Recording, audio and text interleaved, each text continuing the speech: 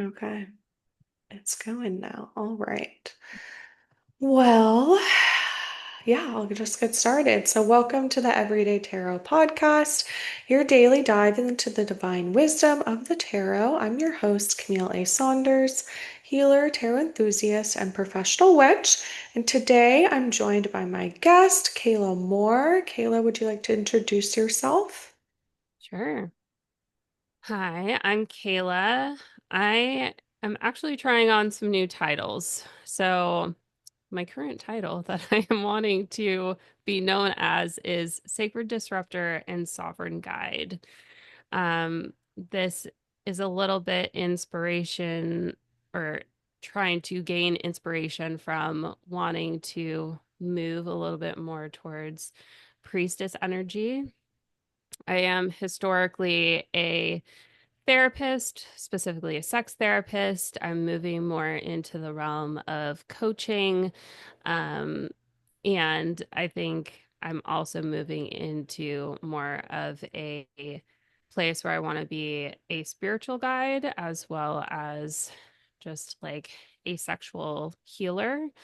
Um, and so, kind of my tagline that I'm working with right now is liberation wisdom for sexual healing and feminine rising. And I think I really have a passion right now for helping all people, but especially women, rise in this moment, connect back to their bodies, reclaim their pleasure, and remember their power. And um I currently have some coaching offers. I have one-on-one coaching offers. I have a course called Not Broken that is specifically for women that are experiencing low sexual desire and want to reclaim their relationship to sex and intimacy on their own terms. And my one-on-one container is specifically for that as well. And I don't know if you wanted me to dive into all my offers right now, but Yeah, that's good. um I have a retreat coming up that I'm doing with a colleague of mine, Shauna Stewart, that will be on Vashon Island the weekend of November, I believe it's 14th through the 16th. And it is called Shed, and it's all about shedding the barriers and the scripts that we have as women to claiming our pleasure as our own. So it's specifically a women's retreat, and we are almost full, but we still have a few spots left. So if that's something that piques your interest, that would be really fun to see anybody in this space at. Um, and then actually, where Camille and I met in person was at a sacred feminine singing circle that I do with another friend of mine, Emma. Um, and that's really a space that I'm wanting to root a little bit more in the spiritual aspect of what I do, as a place where we can come together and kind of collectively resonate at the same frequency. And I would love to actually create that space to be a little bit more intentional around probably some of the stuff that Camille and I talked about on my podcast and we'll talk about today, of really holding the frequency and the vision for what we want the future to look like. Um, but really rooting it in song, in harmony. And it's sacred feminine song. It's very easygoing. There's no need to have any singing background or like feel like you know what you're doing. If you feel called to that, just showing up is great, and we will totally guide you through the whole thing. It's really more about coming together in community with other like-minded women and or femmes, however you identify. And it's just about rooting in love and community and sending that prayer out into the universe through our voices. So that's kind of who I am. I'm a little bit in flux, but those are the things that I have going. I also have my own podcast, which is called Connected Pleasure Podcast. That Camille was just a guest on for me, and that is all about weaving a world of pleasure. How we can again hold the frequency of pleasure and love and kind of have a blueprint for what it looks like to have the world that we actually want to have moving forward instead of focusing on all of the things that are crumbling around us, which is so hard, not to just like delve into and feel like we're drowning in all the time. That I want this podcast to be a little bit of a reprieve from that and show that there are actually so many people already really holding the frequency of love and community and gratitude and um, what we want this future to look like. So, yeah, that's who I am and what Yeah. I do. Yeah, well, thank you. Yeah, and if you want to connect further, Kayla, I'll have your Instagram, website, the retreat link, the podcasts, the coaching stuff. That'll all be linked in the show notes. And if folks hear the episode and they want to be a guest on the show, I do have my guest inquiry linked as well. And I know today we're going to be talking about Oracle and Tarot differences, similarities. So if you haven't listened to my other seasons yet, you can check those out. In season 1, episode 4, I talked kind of basic differences of Oracle and Tarot cards. And then I recently kind of did a deep dive episode into my more recent explorations with Oracle and getting more decks, and that's episode 183. And I pull a card from all of my Oracle decks together in that episode. So if you like what you hear today, and we're talking about Oracle and Tarot, like check those episodes out as well. So to get started, Kayla, like what made you pick up your original deck? Did you choose Oracle? Did it choose you? How did that all happen? So I actually joined a sacred feminine community called Holy Woman, which is now being transitioned into a temple.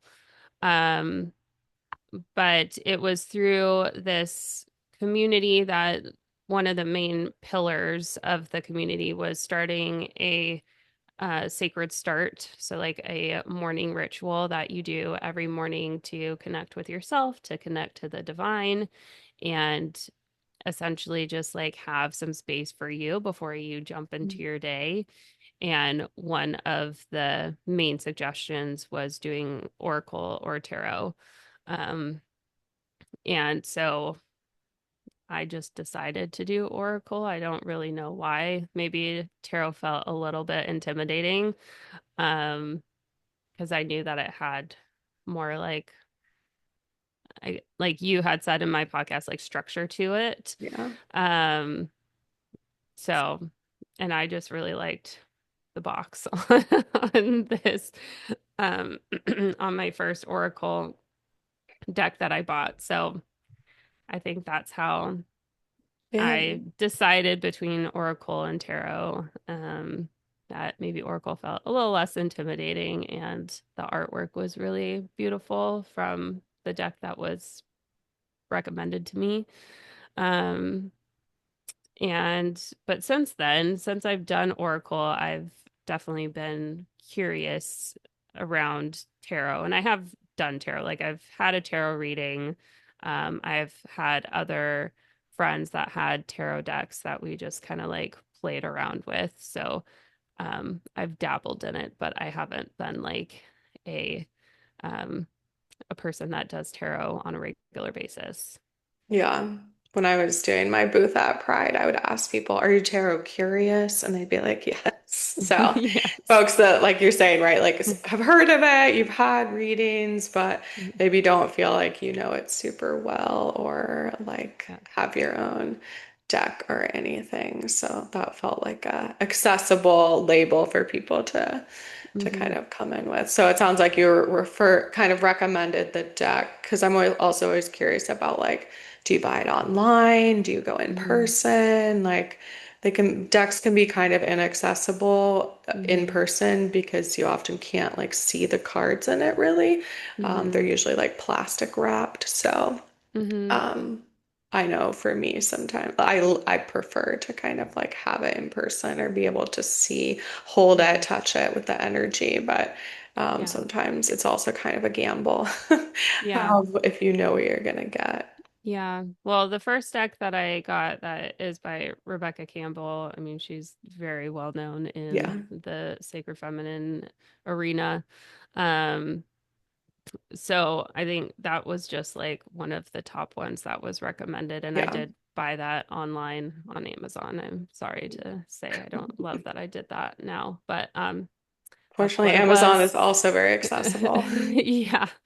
Yeah, but then my birthday this year, there's a mystical shop that is in University Place, um, Tacoma area that I had never been in before. So on my birthday, I like took a day off and I went to um Ruston in Tacoma because that's one of my favorite parks. And then after that, I went to that shop and bought way more things than I intended to buy. I Is really this just Crescent Moon Gifts, that place?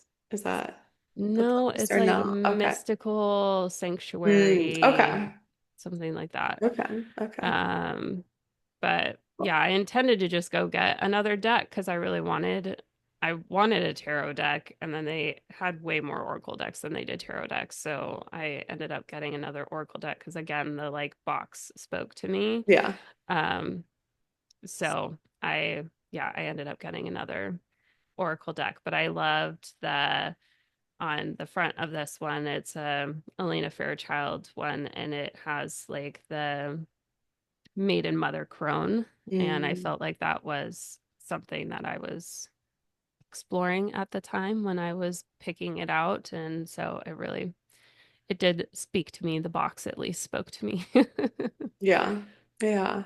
So yeah, you talked about like starting out, it sounds like doing like a card a day or kind of like Mhm. pulling. How do you use your decks now? Is that still kind of what you do? Do you do any Mhm. spreads or anything? Yeah, so I do like the Rebecca Campbell one because it was a little bit more explicit in the book of Okay. like, here are different spreads. Yeah. Here's how you can like charge your cards. There was like two different Mm, invocations. One is a really long one, and then one is just like a really short one that you could do but before each time that you're gonna pull cards. So I like ritualistically did that every single time, um, which was nice. It was nice to get a sense for that. And they talk about like how to pick with your hand because I feel like, for a lot of us perfectionists, sometimes it's hard to be like, I don't know how to choose. I don't know what that looks like. And so I'm pretty sure that this was where I learned that like the left hand is part of the left side of the body, which is the feminine side. So I like to kind of do like my little ritual, my little like intention. They said to even like hold the cards to your heart and to like hold an intention and then like say the invocation before you shuffle.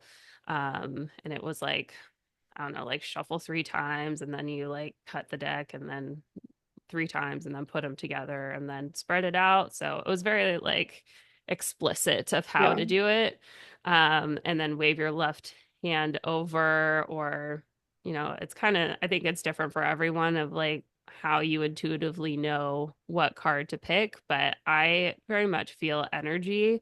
So I wave my left hand over and kind of feel for what one kind of makes my hand feel tingly and like some electricity is happening. Um, and I work on like not second guessing myself because sometimes there's like tons of cards that I feel that with. So then I have to like figure out which one I actually want to pick. But I try to just go with like the first one that makes me feel something.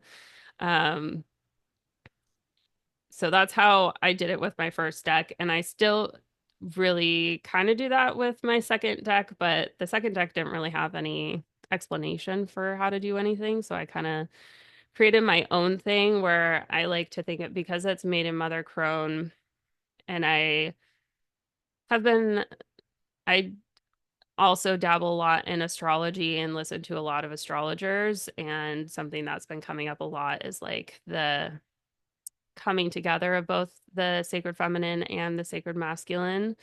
Um, So I do a thing where I don't necessarily set so much of an intention anymore. Because one of the spreads in the first deck was just a daily like soul spread where it's just two cards, and they said it's great for just a daily connection to your soul to kind of, connect to whatever your soul wants to tell you. I think the first card is supposed to be like your soul's message to you, and then the second card is more like your soul's like action that it wants you to take, something like that. So that's usually what I do with my second deck, but with my second deck I have a specific song that I play too. Both decks. My first deck I had one specific song that I always played, and now my second deck I have a different song that I always play that makes me feel like I'm in the frequency of that deck. um Sometimes I hold it to my heart, sometimes I don't, but I do like a shuffle on my left knee, and I really try to like think of like my feminine energy when I do that. Then I do a shuffle on my right knee, and I try to think of more of like my masculine energy in that. And then I do a shuffle in the center of me and kind of think of them like coming together. Mm. And then I split them in three piles and think maiden, mother, crone, and then put them together and then do my spread. And then wave my left hand over and usually pull like two cards out as kind of my daily thing that I do. I don't do it every day, but when I do, that is that is my ritual of how I do it. Yeah, yeah, I like that. And it sounds like, yeah, that you appreciate the ritualized aspect of it, that Hmm. is helpful for you. Yeah, I'm Yeah. curious, what is your relationship like with your intuition? Like, how does that play into practicing with cards or using decks? I think I've always had a really deep connection to my intuition. I've always led more with my emotional side, but I will say that especially the second Elena Fairchild deck, there's been a card that I've gotten multiple times about like leading from your heart. And I do think that that's something that I've been learning a lot more as I have gone through my journey in the sacred feminine, as getting out of my head and more into my heart. But I do think in general, I tend to have a good sense of my own intuition. Again, sometimes I like second guess that intuition with my head. And I've tried to make some rules with myself of like, if I, especially these cards are kind of stiff and hard to maneuver sometimes, but I'm like, if I spread them out and they're not spread out very well, I try not to make them look pretty just because it's Mhm. supposed to be that way or because I want to see all the cards. I try to be like, well, if they're like that for a reason. Um, So I try to get out of my head as much as I can. But yeah, I do think I've always had a strong connection to my intuition, even though my head sometimes can drag me out of it a little bit. Um, but it felt very natural to me to be like, yeah, I can wave my hand over something and feel some tingly sensation and know that that's my card. And I also try to close my eyes. Oftentimes I end up opening my eyes to try and pick which card I actually want, because sometimes I'll be like, well, I feel it here, but I also kind of feel it here. And so I have to like figure out exactly which card I'm feeling it with. That I can't always do when I'm closing my eyes. But I try again to like not let my brain make the decision, make my just like intuition in my body make the decision. Um, and it usually works. So Okay. Yeah, so you named astrology earlier. Are there other like witchy or magical practices that you practice or utilize or are learning more about? yeah, I think astrology is my favorite one. Um, but like I'm trying to do a little bit more ritual in like before podcasting. Mm. It tends not to happen before clients, but I would love if I could get to a point of doing it more before clients too. I don't know why, but I have been so um afraid of like burning sage. I have like 4 or 5 different sage bundles that I've bought, and for some reason, I've just always been like, I just don't know how. I don't know how to do it. And it's literally like you just light it and that's it. And so I finally was like, no, I'm going to do it. And um, I forget who, I feel like I have so many things that I tune into or people that talk to me. Maybe it was a book that I was reading. I talked about how like if you're gonna use sage, you should like open the window and like move all the negative energy out the window. So I've done that a couple times now. I did it before our podcast of like saging my office and like moving the negative energy out the window to kind of like set the tone of my space. Um, I really like using incense too. I always remember incense being something that was like I don't know necessarily taboo, but I feel like it was more akin to like people that like smoke pot or something or like Mm. hippies in my Yeah. mind. But I got some really again through recommendations from like the Sacred Start guide on like uh what incense to buy and I really love like playing around with scents and doing incense. Um, I tend to also do like candle and incense at the same time, and my candles are usually like smelly candles too, so might like overpower myself with some scents, but um I think sandalwood is my favorite for incense. And then I have a local shop in Gig Harbor that I buy like soap and candles from. And I really like a lot of their flavors of candles that I kind of go in between. Um, so I think that's usually it. Again, I really like music. I'm a singer. I have my Sacred Feminine singing circle, so that usually gets me more into the frequency too, that I've gotten into a lot of the more like Sacred Feminine music and musicians that just people again in this area tend to listen to. Um, So I like playing those. And like if I don't have time in the morning to do an actual sacred start, then usually I try to listen to some music while I'm in the shower or something just to kind of have something that gets me into that space. Um, and then also just being like part of communities and talking with different people that are in more of the sacred feminine spaces. I'm still in that community. It's transitioning into a different type of community, but we're gonna start having like opportunities to bring other community members into our houses for ceremony. So that will be cool to do that. And then also like being on your podcast, or I was part of like the Wild Feminine Fair in Gig Harbor this Mm. summer. Um, and was a cool space to like, again, meet other people that are doing similar things, have similar vibes. So I think just finding community in this space is really helpful for me too. I think for all of us that, you know, have that witch wound that we're all trying to overcome or not let come back.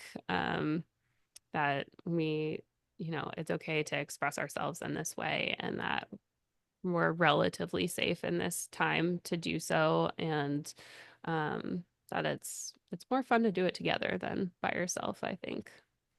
So, yeah, I think those are probably all the different things that I dabble in. Yeah.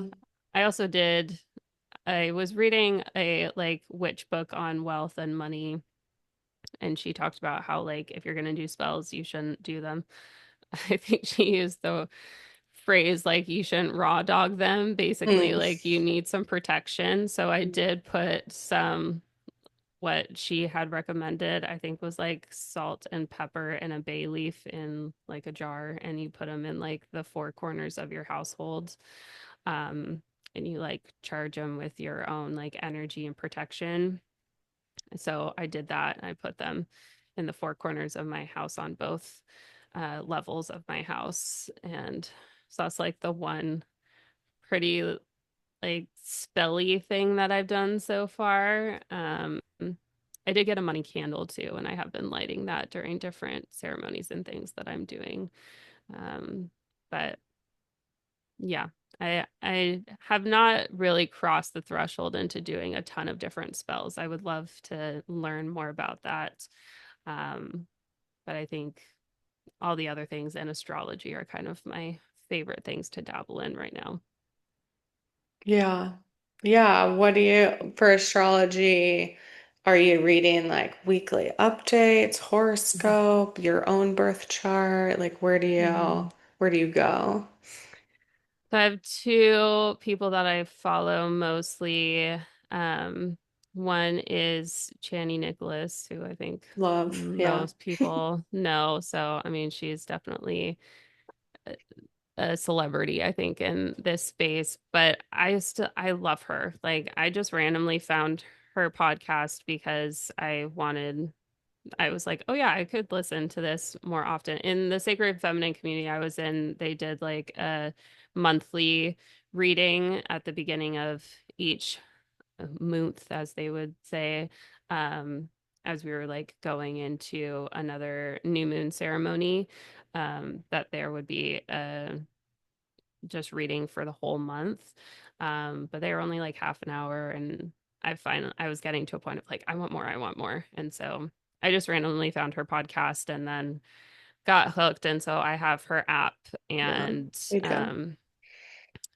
do all the things with her app. I do her meditations and her sleep stories, and um, I consistently listen to her podcast every week. That I actually do both. I listen to her just like overall podcasts, and then I listen to the specific one that's like about my You're own right. signs. Yeah. Yeah, my rising sign, which is Virgo. I was gonna say, what are your like big three? Okay, rising, Yeah, yeah. Virgo, Virgo, Cancer, Virgo. Virgo, Cancer. Uh, Okay. yeah. So a lot of stuff is happening for me this year.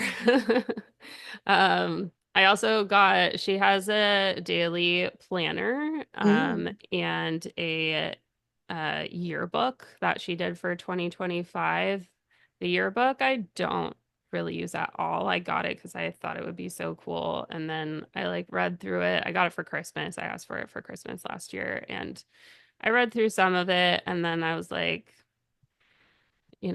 looking at an entire year astrology is kind of overwhelming. And because I have her in my ear like every week, I don't really need to go back to it. So I think it's fun to have, and definitely for this year to just have something concrete to be like, this was the astrology for this year. I'm glad I have it, but I don't really use it.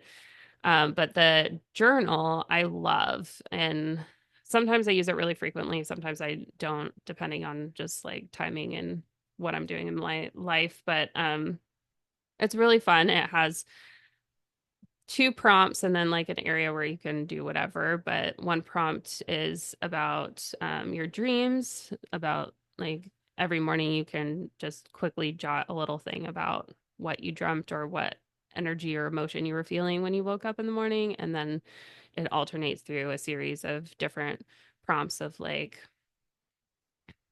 I don't know, um how can you like honor your body today, or how can you like live more into your fullest expression today, or something like that. So it's just kind of a good like little journal, but then it marks all the major events that are happening each month. And um her just style is like beyond anything I've ever seen. I feel like the graphics that she has are so crazy and cool at the same time. So she has a ton of stickers that you can like put in your journal and make it, cute and fun. Um, it's very like Venus of her. And So I really enjoy that. I feel like that is kind of my like everyday type thing. And then I follow um what is her last name? I can look her up. Sabrina, what is her last name? Look, I have her. Sabrina Lynn, there we go, from Rewilding. And I think it used to be Rewilding for women. But she's more of like embodiment and archetype type person. Her podcast is focused more on astrology, but then she talks a lot more about like the comets and the different um archetypes that come into the astrology, that it's not just the planets. So I really like that, and I feel like she gives a little bit more of an overview of like the energy of what's happening and um I don't know. She just gives a little bit different of a flavor of astrology. So I like to tune in to her. Channy also has another podcast called Down to Astro that is more of like a overview of things after they've happened. And I really like that too. That's part of astrology that I really love, is like pairing it with what actually is happening in the world. Um, I love the like as above, so below, or as without, so within.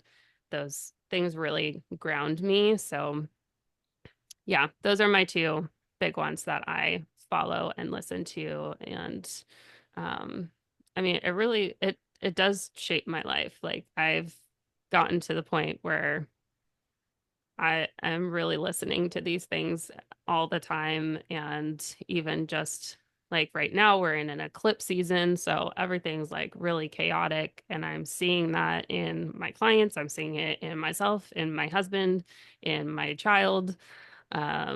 So it helps. It helps me to like, I don't know, make sense of things. And I know it can't be like super predictive, but it does help when, especially when it's something that is like about your sign. It helps me to know that there's hope for like in a month that I'm supposed to hopefully be making some more money than what I'm making right now. Or Mhm. right now I'm supposed to be really focusing on my relationships, because that's where all these planets are in the house in my chart. And um so it helps to kind of just like color what I feel like I should work on. And also when I have ideas or thoughts that come into my mind, um I feel like it helps me kind of move towards those things a little bit more and listen to my intuition more. Um, and just have like a better connection with the universe as a whole, and how like we fit into the universe. Um, so yeah, Yeah, like the interconnectedness. Yeah. yeah, for Yeah. sure. I like when people like I think Johnny says this, but like talks about like a forecast where it's like kind of Hmm. like the weather where it's like, yeah, you kind of know what's Yes. coming. Yeah. It's not totally exactly what's forecasted usually, but then Yeah. also it's like, how does it apply to you? And like, Yeah. do I need to wear a jacket to prepare? Or Yeah. like, am I okay risking it? Like, just things like that. Hmm. Um, my friend and I did a full moon circle on Sunday, like Hmm. during the eclipse also. And Yeah. we kind of talked about like, the ideas around the eclipse of like not manifesting, not doing things, and Hmm. that there's a lot of language around that of like kind of Hmm. fear-based Yeah. things. And my friend Izzy talked about like, you can decide that like the risk is worth it. Like you can Hmm. decide that like you might want to still make a big purchase or like make a big decision during that time. Yeah. But like just know that it's right, maybe riskier than usual, or Hmm. that just really helped me frame it again from this like weather perspective of like, Yeah. do I want to risk getting rained on? Like, it's Yeah. my decision, but it might be, yeah, easier to go on a hike on an overcast day than like truly raining, but I might still Hmm. really want to do it on that day. And like, it's okay if I decide that that's worth it. Um, Hmm. but yeah. I do. I also am always listening to astrology things, and my business coach actually like interweaves astrology into coaching, and that's Mm-hmm. been very helpful for me because it does, I feel like for it like helps me learn about myself and like you said, kind of Yes. like how I'm showing up and like sometimes it's like, oh, this is why this is hard, right? Like Mm-hmm. again, because Yeah. like this is in this house, or like this is just a thing you're going through right now, or the kind of the planets are like a little bit against you, and that's why it Yeah. feels like tension. Mm-hmm. Um, and yeah, I feel like it's just really, yeah, solidified my like identity of self too Mm-hmm. really well. And I feel like that's helped me in this past year, kind of like I don't know, capitalize on the things I'm very interested in, or kind of like do all these things that I want to do. Almost like it gave me permission to like fully be myself. Yeah. That sometimes it's like it helps that being highlighted, like you're saying, like, oh, okay, like Mm-hmm. it says this, and now I can kind of view myself in that way. Mm-hmm. Um, I think Yeah. that's like a very, that's been, because also astrology is super overwhelming, right? It's like it changes all Yes. the time, like every Yeah. minute, every, like, and it's always there. Mm-hmm. And yeah, I've appreciated kind of integrating it into my life, like you're saying, because it does, right? It kind of like helps me understand it Mm-hmm. more. Um, Yeah. through these different practices and learning, like you said, kind of like where things are at right now, and then how does that interact with who I am and how other Mm-hmm. people show up. Mm-hmm. Um, yeah, I was curious for you, you talking about like having, spell things in your house. Like, how do people in your life, like, what do they think of your practices or like your witchy magical self? Are they used to it now? Do they have commentary? Thankfully, I have like the most understanding husband ever. I don't know how I got so lucky, but he's not like in this space at all. He also just didn't grow up with religion, so maybe he's just kind of like, I don't know, Yeah. whatever you want is fine with me because he doesn't have like strong opinions. Um, but yeah, he did say something to me that was actually like beautiful that I can't remember when he said this, but he said that as he's seen me go through more of this sacred feminine journey, that he's seen more of me come out and that he feels like I've grown more in myself. And I mean, that was just like one of the coolest, sweetest things to hear. So that was a really positive thing. Yeah. And like again, I think I am on the journey. Last year, it felt very much like Priestess was just like a cool thing that was like, oh, other people are doing it, so maybe I would want to do it. And I definitely feel like this last eclipse, which was on the North Node and was supposed to be like really revealing what your true like North Node is your highest and best like soul led path of like where you're supposed to be heading towards in your life. And I feel like Priestess was what I was continuing to get. Mhm. Um, and so I don't really know if sex priestess is a thing, but I think so. I think there's like all different types of priestesses and you kind of can like do whatever you want. I feel like as a priestess is kind of more of like how you are as a human being and then you get to kind of at least my understanding is you get to kind of create it the way that you want to. Um but I've asked my husband like, if I was a sex priestess, how would you feel about that? And he was just like I think it'd be great. So I don't know if it's just the sex part that he really enjoys about that. But yeah, he's totally down for that. My mom lives in our house with us too, and she is a little bit more like, I don't understand. I did the like protection spells when she was not here, and I didn't actually tell her that what they were or why they were there, and I was just waiting for her to kind of find them and ask about them. Um, she didn't really have much to say, but yeah, she I grew up Catholic, which a lot of people that are like have been Catholic and have gone into the sacred feminine are like, there's a lot of ritual and sacred Yeah. things in Catholicism that lend very well to this arena as well. Um, so maybe that's where some of this came from originally. But yeah, she doesn't like scorn it or anything. I just don't think she understands at all. She's just like, whatever, you can do you and it'll be fine. So thankfully, I don't have anyone in my life that's like, this is wrong. You should never do this. You're like worshiping the devil type thing. But I go from like my husband being super supportive, but still not really quite understanding and just being like, you do you. I love you. And then my mom being like, I really don't understand this. And you're just kind of weird, but that's fine. Um, so that's about where I'm at with that. And then all the rest of the people that I've surrounded myself with are all in this space now. I Yeah. It's literally have normal. not, I I don't really have anybody else that is completely outside of this realm other than like maybe old friends of mine that I don't see a lot. So, um, I will say though, it is a little bit hard trying to bridge this gap in the therapy community. I'm moving out of the therapy community, and that's something that I think I'm really like actually saying goodbye to once I can fully say goodbye to it. I still see some therapy clients, but I think I'm moving away from that territory. But talking to other therapists and trying to be like in that, more what people would say woo-woo space.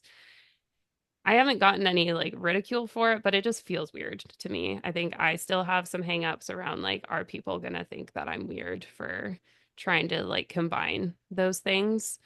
Um, so that might just be me, but it feels like there's some friction that could possibly come up in that space. But again, nobody has really said anything to me, so that could just be in my own head. Yeah. Yeah, I do think I don't know, there's like, I feel like I hold two things in the therapy community of kind of, there's like well, we were taught to be very like clinical and like a Yeah. little bit like cold and like Yes. not, right, not very connected and like tuned Hmm. in. I mean, like empathetic, but like not attached. Yeah. Which feels pretty like disingenuous to me, but I feel like that's definitely what I was taught in therapy school. Yes. And then there's also the like Christianity is so normalized, at least in Mm. my marriage and family therapy world, that I'm kind of like, whoa, why not? Witchcraft, right? Like, Yes. where I sort of like in my head, I'm like, well, they're doing it and it's totally fine. So, kind of that helps me be like, it's okay. Yeah. But I yeah, think I I mean, it have. also took me going to like a therapist who tarot retreat to be like, oh, right, this is the thing I can do that I felt like Hmm. I knew how to write clinical notes about it or things like that. But Yeah. yeah, it is a very rigid structure, as I Yeah. talked about on your podcast. And so, yeah, I definitely am always drawn to people that are like moving away from therapy. So I'm like, that's Mm. a good sign for me that like that's perhaps in my future as well. Or just that like it's hard for me to imagine, I guess, and maybe this is like another part of the conversation I was interested in having, like being chronically ill and disabled, that like Hmm. therapy can make you money. Like, it's Yes. pretty hard to do unless you're like full cash pay, Yes. which also is highly judged in the therapy Yes. community as Yes. like not okay, you're not Yes. empathetic, you're selfish, all those things. So, Yep. yeah. I think Yeah. for me, it was kind of always like, well, this isn't sustainable if that's like the only thing I do. I So how do I? 100% agree. Yeah. Yeah. So yeah, how do I figure out, right, what else to do or like other income streams or other Hmm. ways to Yeah. connect? And yeah. Yeah. I think that's where all of this really stemmed from too, Mm. was having health issues, also feeling like, yeah, seeing, 20 plus clients a week is just not. happening for me. It's not what I can manage and doesn't feel good to my body. And then being a cash pay therapist, I never have taken insurance in the time that I've been a well, out on my own as a therapist, the last like 5.5 years. Um, and yeah, it being hard to like know that in the community that you could be being judged. I don't think I hung my hat on that very much, but I definitely think in this time it's hard to get cash pay clients. Like a lot of people want to use their insurance because the economy is Yeah. not doing very well. Um, and in the business world, people talk about like, you know, there's plenty of people that still have money and can still, pay for things. But I do think that there is kind of a stigma around therapy just in general in our society. Like, the idea of going to therapy is getting a lot more commonplace. And I think lots of people, are totally fine with the idea of therapy, but actually paying therapists, Mm. it's Yeah. like paying teachers. That we are actually historically like one of the lowest paid master's degrees out there. Um, and so people want to go to therapy, but they don't really want to pay for it. And those that can pay for it, are in higher income brackets. And it is hard to be like, well, I'm just catering to richer people. But Yeah. at the same time, like, I also have to make a living and I also need to like pay my own bills. Um, so I don't like that. One of my like goals for future world is, universal healthcare because I think one, our healthcare should not be tied to our jobs. That's just ridiculous. And also, I would hope that it would make like things like therapy more accessible on both sides, that like it would make it more accessible for clients, but it would also maybe like raise the bar for how much money therapists should be getting and that the insurances aren't just like gouging us out of being able to make a living. Um, so yes, I don't know exactly where I was going with all of that, but But I yes. Yeah. I agree that yes, how like all of this kind of got started. Yeah, that I think I very much saw that therapy just in general, it's not scalable either because you have to be in front of people. And it Yeah. was so hard for me to be like, if I'm sick or something, again, you talked about how you take like 12 weeks a year off, which is amazing. Um, but it's hard when sometimes you can't plan for that. And um I just felt like I need something that is not going to require me to always be like in front of somebody to make money. That, trading dollars for hours, there's so many services that do that. And I still think that that is, amazing and that's always going to be there. But just for me personally, I wanted something that would be a little bit more scalable and that I could help more people with less energy output from myself. Um, so that's kind of why I went more down the coaching route. And now I'm like starting to be very creative and like think, oh, maybe I could be like a spiritual leader and do like all these other cool things. Yeah. Um, but yeah, I mean, I love my therapy background. It is the foundation for everything. It's where I have like learned all the skills that I have. But I do think just in general, the way that therapy is done and the way that we like the infrastructure Yeah. around therapy needs to be revamped a lot. Yeah. Yeah. Yeah. And I like talking about like the money energetics of it is interesting to me because yeah, it's like I feel like people have this thing in their mind where it's like I don't want to pay for something that's hard. Like I don't Yes. I don't want to pay to do work, right? Like because Right. that is how therapy is. Like therapy Yeah. is work. It's hard work and Yeah. I was trying to think of an analogy and I feel like I can't really think of one. I'm like, it's like paying for surgery. And then I'm like, well, not really. Like, is it elective surgery? Like, where it just feels like a thing that almost like you're paying to like be in pain. Again, like not Right. that therapy is ideally that, but it's often like a lot harder before it gets easier. Right. And I think, yeah, it feels very hard to pay Hmm. for that out of pocket when it's like Hmm. I could just not. And Right. then I'll be over here with more money and like feel better. I think that's like the Right. fallacy of it. But Yeah. um yeah, yeah, it's Yeah. very interesting Yeah. to think about it So, that way. I mean, I hope that that gets better over time because I don't want to like be like, oh, I hate the therapy community because I Yeah, definitely don't. But that I just think, again, like the way that people think about therapy, the way that therapists are also taught to be and to judge ourselves and each other is not helpful and just was not the space that was giving me pleasure and like a roadmap for my future. So I hope that that changes over time because I think therapy is needed. Like I still see my own therapist, my husband and I yeah, still see a couples therapist. Like therapy is always going to be needed, and I definitely think moving forward in our whole world, like we are in a real hard moment right now where we're all being like constantly traumatized on our phones every day. So healers in general are yeah. definitely going to be needed for decades, if not, centuries plus to come. So yeah, I just think we need some changes, like a lot of things.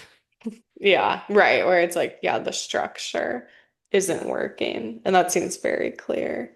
Um, and I think that's definitely part of my frustration is that it's like being a newer grad, I would look around and be like, this is it? Like, Hmm. oh no, this is never gonna work this way.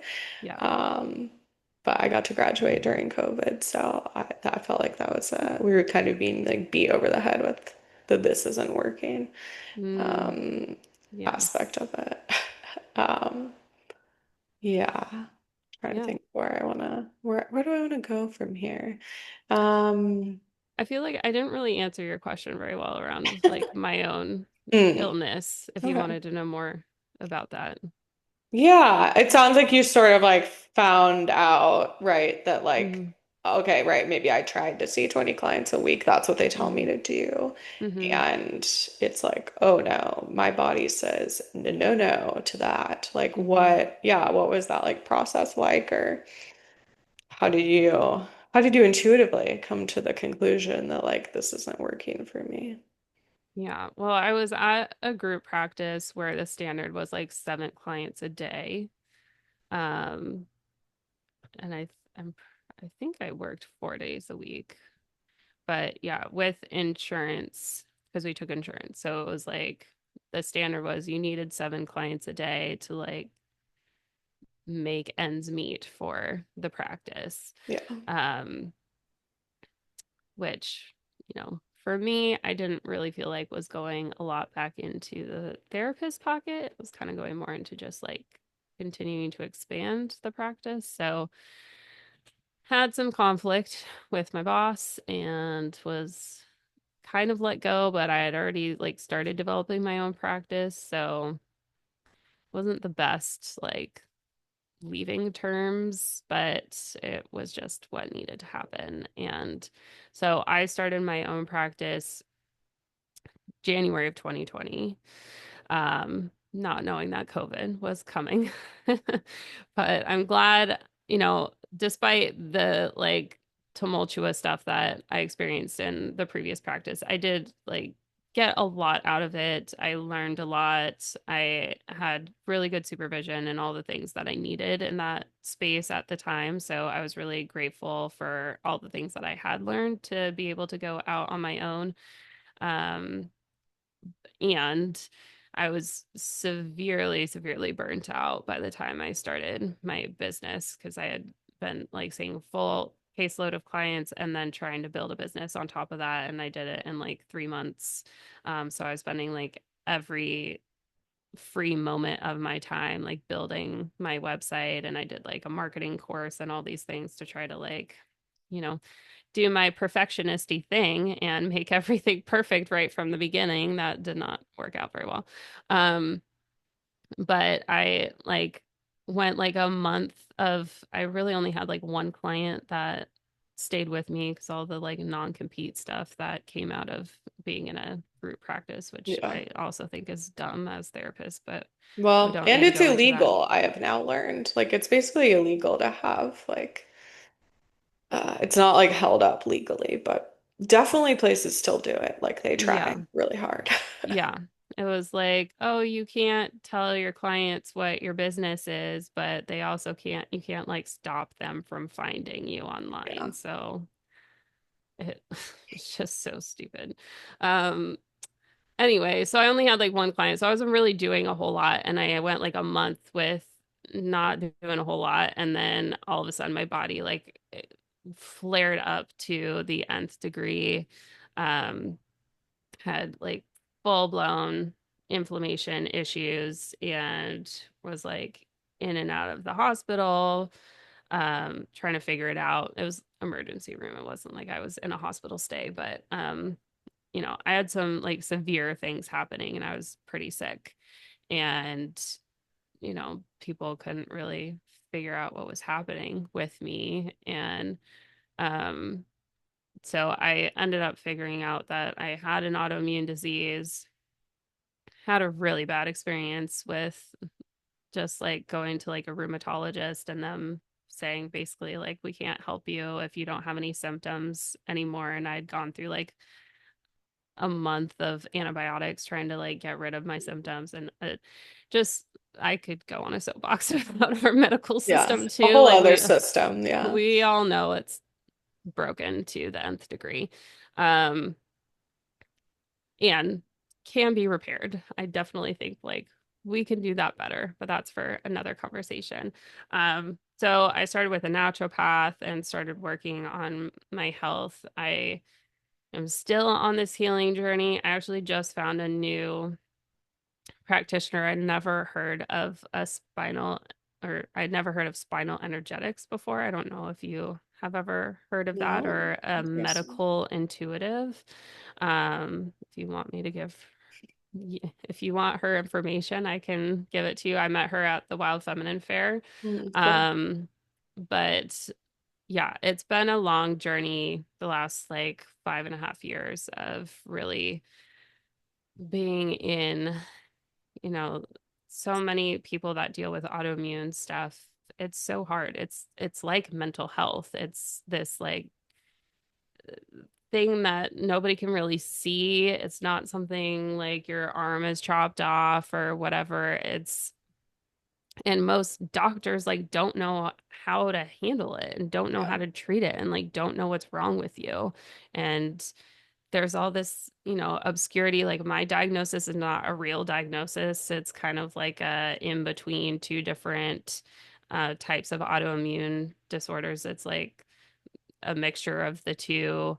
Um, and so it's just hard to like communicate fully around it. People don't really know like what to do for you. There's kind of this like medical way of managing it. And then there's all this other stuff like Gabor Mate's work and whatnot around like the emotional side of it. And it's just hard. I feel like I've worked so much on both sides and yet still haven't really fully been able to, you know, really get anywhere. I feel like I'm kind of still in the same place that thankfully I'm not in like full blown like panic flare up, but I've, I the woman that I met with yesterday, she kind of said her same experience was like, two steps forward and then like one, two, or three steps back. Sometimes Yeah. that's like you get a little bit ahead of it and feel like, okay, I'm doing okay. And then something like makes you backslide again. And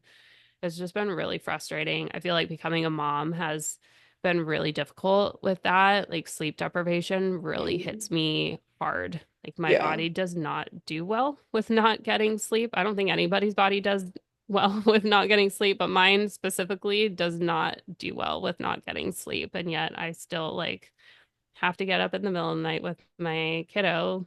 My kiddo has a cold right now, and he was up coughing all last night, and we were up for like 2+ hours last night. And it's hard. It's really hard having a body that needs extra attention and extra care, and yet our society does not really uphold that and give you space and room to do that. And even like you and I talked on my podcast, even having my own business, like I don't always do a very good job of still taking care of myself, even when I have kind of the space and room to do so, that I still often operate like I don't.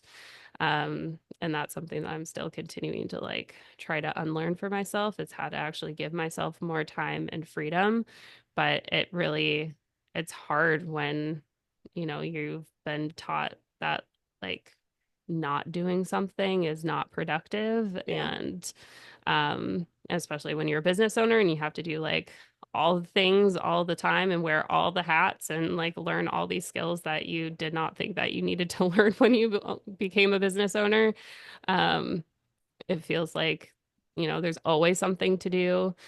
So I'm really learning that for myself of like how to really try to take that time for me. But that is my ultimate goal. Like, I want to build a business that is sustainable for my body. And I have hope with this new practitioner doing spinal energetics. It's kind of like Reiki, Yeah. but with some other stuff in it. And she says like she's a medical intuitive. So she also has some like what I would akin to like psychic Yeah. abilities too, to kind of like understand where some of this is coming from. I do specifically for myself, I do think I have some like ancestral trauma that I just Mm. like don't have access to at all. Yeah. That needs to really be like uprooted, which on one hand I feel like honored that that is my mission, and also like why me? Right. It's Why? also like, but what if I didn't? Yeah, it's Yeah. like why do I have to be the one to like suffer in my body so much in order to like heal generations of trauma? But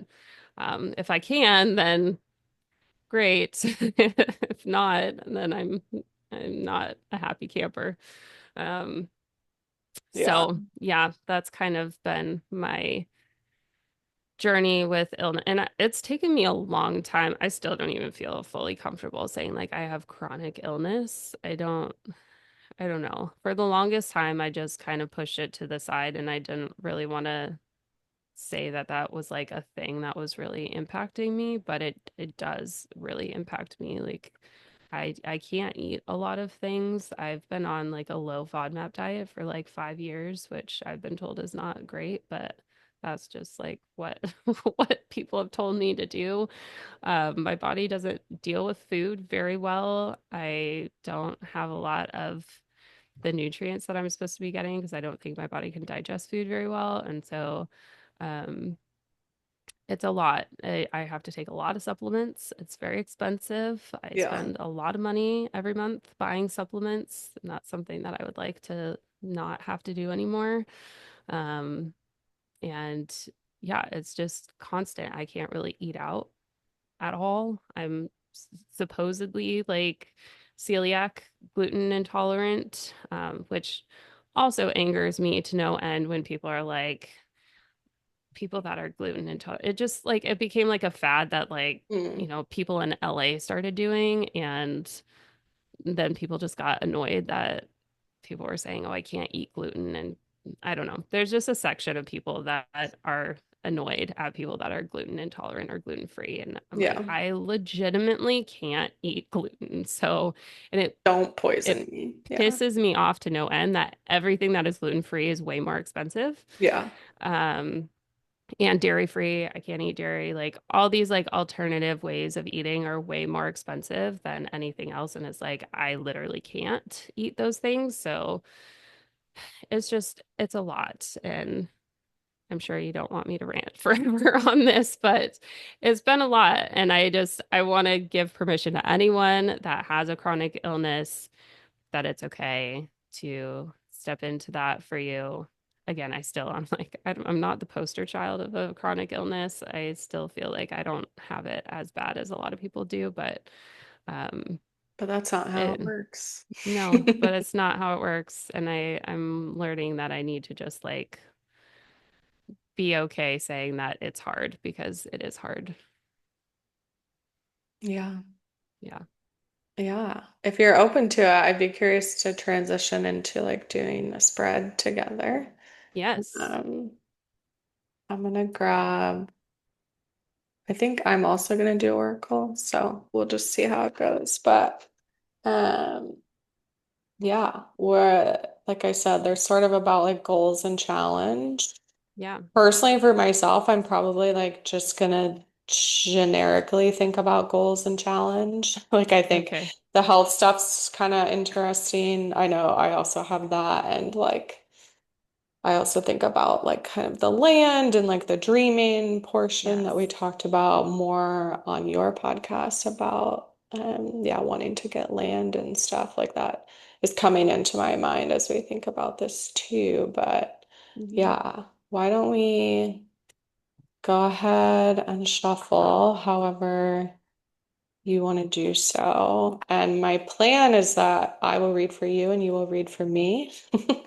Okay. And we'll just go off vibes as to our Okay. So do you want interpretations. me to shuffle my cards? Yeah, Okay. yeah. So yeah, we'll each have our own decks, but then I will basically, when I pull cards, I'll be thinking about you, what's blocking your path between you and your goals? What are you meant to learn from Okay. taking on this challenge, and what will be key in helping you to overcome this challenge? Okay. I'm Um, not really versed in reading for people, that's okay. so That's what I said. We're just gonna go off vibes, and I'm gonna thank you for being willing. yeah, of We'll course. just kind of see, yeah, what comes up because I'm also pulling from a deck that I got on Sunday, so I am not very familiar with it. It's this Norse goddess one that I have. It's very pretty, but it's all Norse goddesses, so I get to practice my like ancient Norwegian or whatever Love. runes and things. Okay, I'm gonna go ahead and cut now and pull your three. So yeah, the first one, what is blocking the path between you and your goals? What are you meant to learn from taking on the challenge? And what will be key in helping you to overcome the challenge? Okay. I'm shuffling. Okay.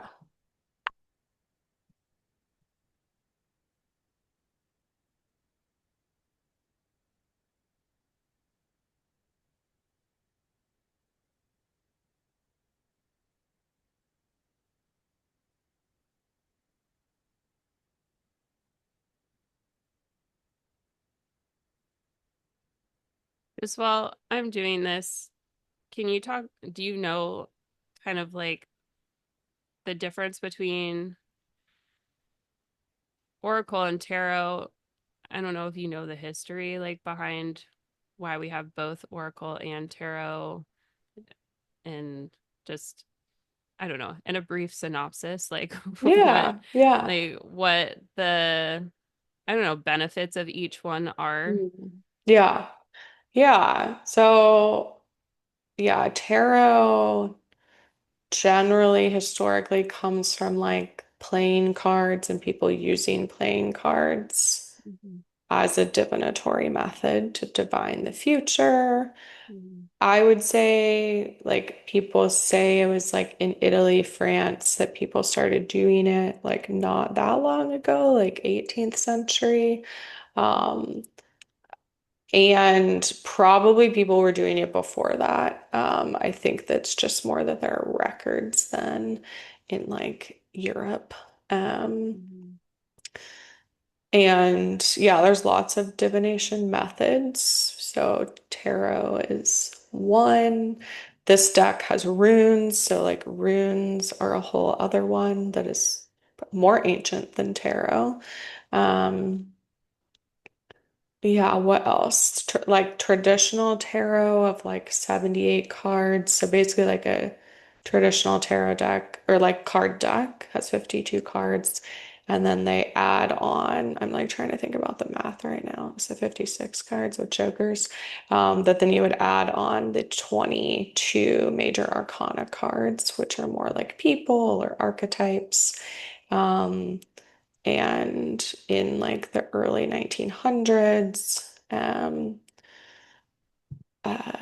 yeah, someone basically made a like famous deck. And a lot of decks from then on are based off of that.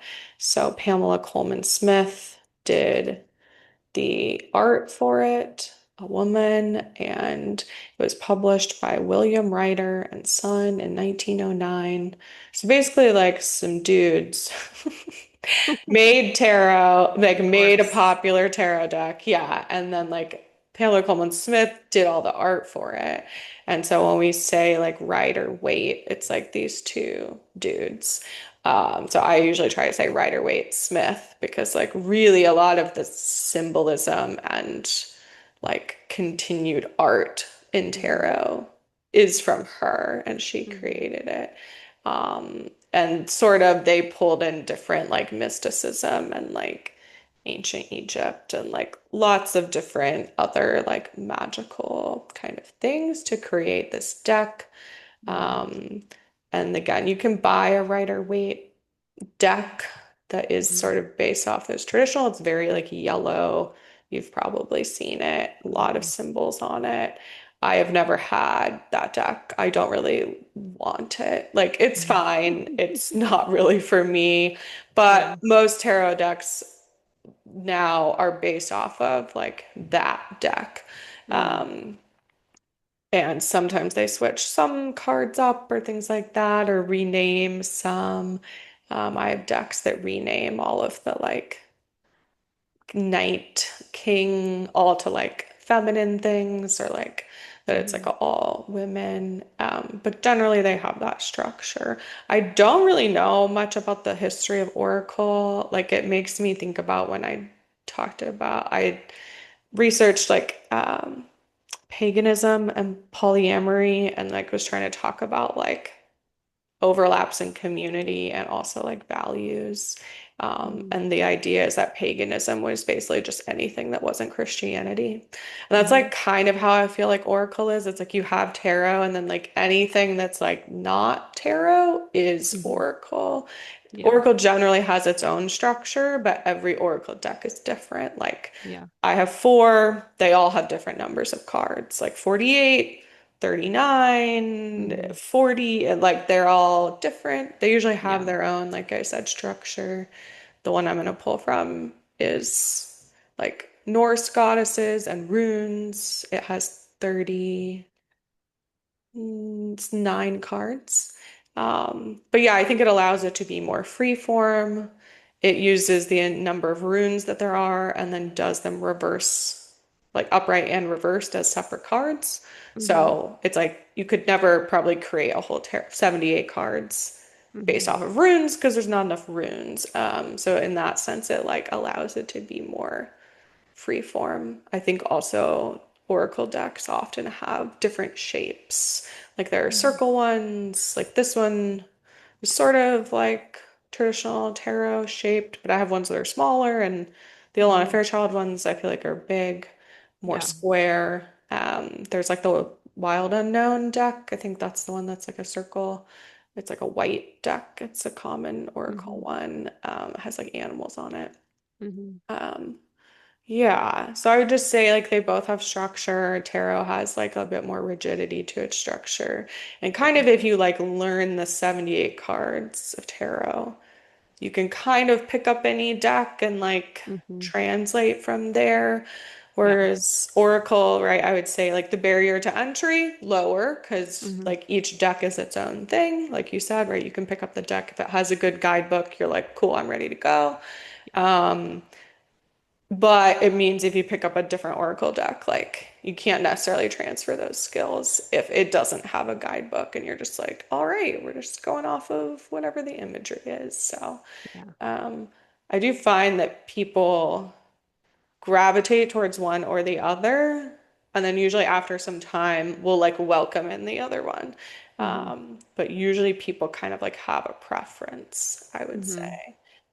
And like I said, I definitely, tarot was like my first one that I found. Again, I don't know if like there had been both what I would have chosen, but um, and I probably did like the structure of it a bit. I like that I can move between them.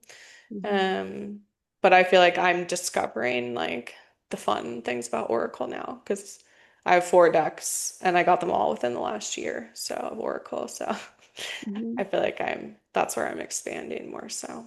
But Yeah. Yeah, for sure. I think maybe just the fact that like people actually, have skill in tarot and charge for tarot readings may have been what I felt. Because now I'm not intimidated by it, but maybe at the time that's kind of, yeah, like you said, if you pick up an Oracle deck and it has a guidebook, then I mean, you just read the guidebook. yeah. It's not a big deal, Yeah, but it like right, seems like, lower barrier to yeah. entry. Yeah. It seems like Um, tarot takes a little bit more like finesse and know how to understand the cards and like translate them in the Yeah, way and I think you there's like do. more gatekeeping. Yeah. Like people definitely like to police each other, I would say, in tarot community of like, oh, you should shuffle this way, or like, Hmm. oh, you have to be given your first deck, or like Hmm. I tried to do a whole like tarot mythology episode in my first season because I was like, no, like I disagree. I don't think you need to do any of those things. Yeah. But yeah, I read for myself for years and like didn't tell anyone and just like did it on my own. And it Hmm. wasn't until I started just like casually posting like a spread I would do on my Instagram stories and like not usually saying anything about it, just like a picture of the 4 cards I pulled, that people started to be like, "Oh, do you want to like read for me?" Like, "Oh, I didn't know you did tarot." And I was like, "Oh."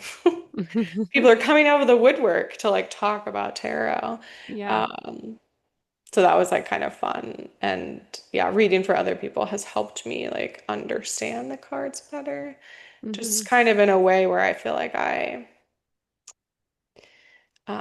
I guess I get to see the cards differently when they work for other people. That Yeah. like helps me be like, oh, okay, interesting. People pull Hmm.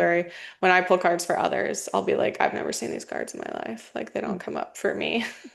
Isn't Uh, that wild how you can yeah. have a deck and there's still cards that it's like I've never pulled this card Yeah. even And it's like, after again, all it's the like times. obviously I've seen it Yeah. because I've looked at all of them, but it's Yeah. like, oh, it doesn't come up for me. Yeah. Yeah. And that was like a interesting experience at first to really be like, oh, this is real, like kind of have that like Yeah. affirmed to me. Yeah. And I like did readings where like I don't really know what people are asking. Like I did one Mhm. for my sister where her and her friend were like at my family cabin and she was excited about it. And they sort of were like talking and were like, okay, we want like this kind of thing. And I pulled cards and just kind of like gave whatever I saw. And they were like, oh my gosh, like, how did you know? Where I was like, I don't really know anything about what you're like kind of asking about or anything. But it felt like they were like, oh, this is exactly right what I needed to Mhm. hear. That I Yeah. was like, oh, cool. Like, that's fun. I think it gave me kind of like a greater appreciation for like, oh yeah, like I do know some of these cards are, Hmm. um, because I definitely tried to memorize at first, but it's like 78 cards is a lot.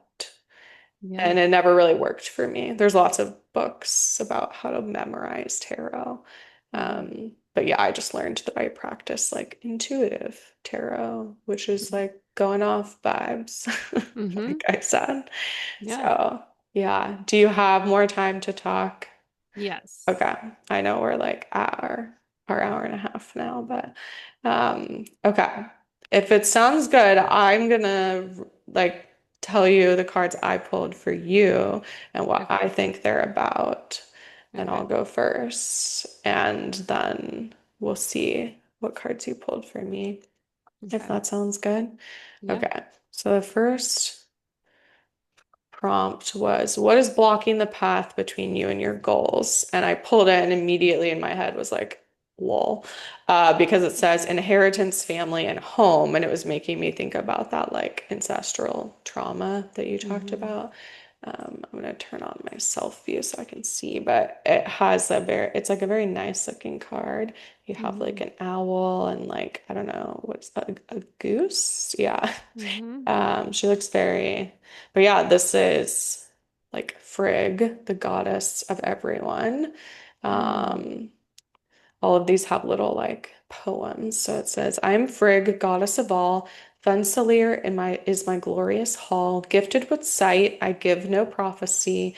May Ophala bless you with great legacy. So there's sort of like the lore of Frigg, the goddess, attended by many handmaidens who respect and adore her. I'm like, oh, there's your priest, your Mhm. priestess coming up. Yeah. Let's see, described as being the highest goddess. She is what Friday, the day, is named after. She's named, that's what Frigg is. She's gifted with the sight of prophecy, yet never speaks of what she knows. She has a belt, it says, that depicts, oh, it's the constellation of Orion's belt. Her motherly nature can also be found in the folk tale of Mother Goose. Okay, so that's why there's a goose on here. She lives in a home filled with marshlands, the water a nod to her emotional being.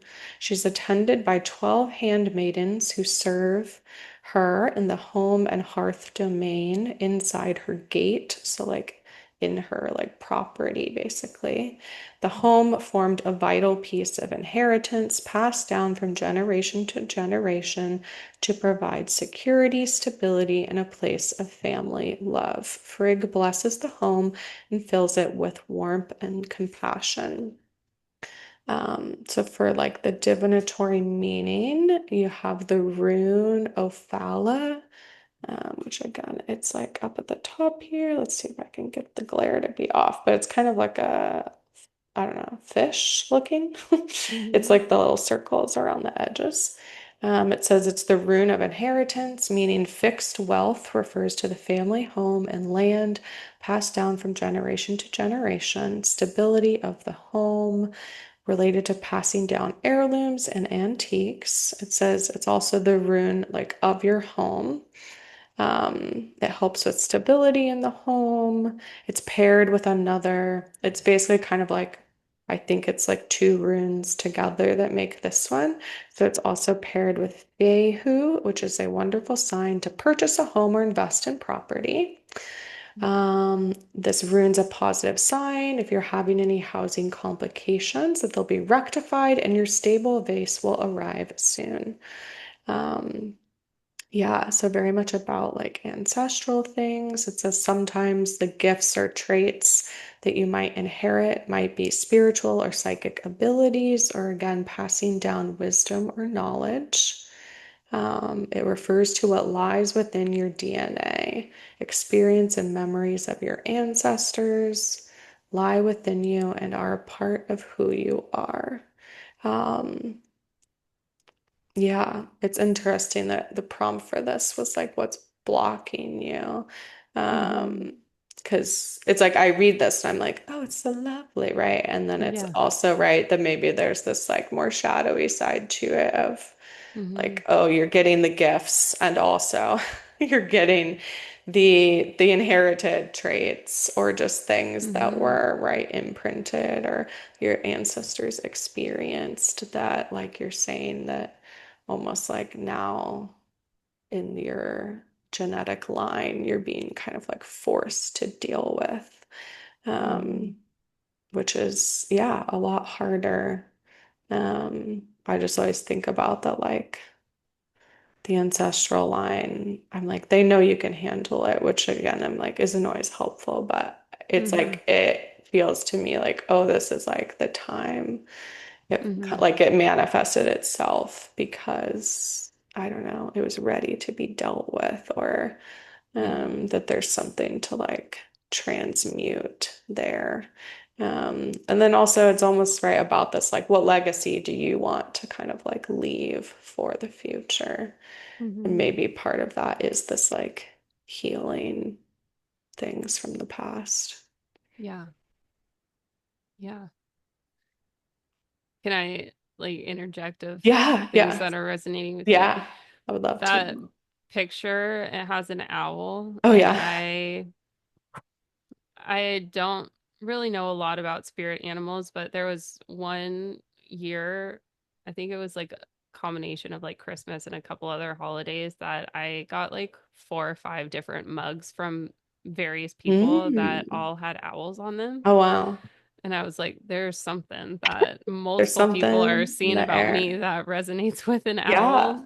So I've always kind of adopted that as like, I think that is somewhat of my spirit animal because that is something somebody, so many people have seen in me. So it's crazy that there's an owl on there. Um, so many of the things that you said about Frigg was like, yes, yes, yes, about me. Like I'm a Cancer sun, so I'm very Mm, much like a mother. yeah. I've always been the mother hen of all my friends. Um, and yeah, just some of the trait that you said about um something how like she is an oracle and Yeah. Like but psychic gifts. yeah, but doesn't speak about it is Yeah. something that I am learning for myself is like I have all this knowledge and all these things that I compile for myself, but I don't typically speak about it. And that's what I'm working on with my podcast is working on like how do I actually disseminate that information that I'm getting. Yeah. Um, so yeah, just really again, like these cards are always like crazy spot on. Yeah. The synchronicities. Yeah. The I feel like I synchronicity. have to Yeah. grab. I'm like, I bought this on Sunday. And I'm like, she also is like, I mean, the owl is usually in tarot cards is the high Mhm. priestess. Like, usually the high priestess has an owl with her. Wow. And I'm I like, didn't oh, even know that. yeah, this is you in your crown as your high priestess self, perhaps. Wow. Um, yeah, very interesting. Yeah, I'm trying to think. I know one of my decks has her.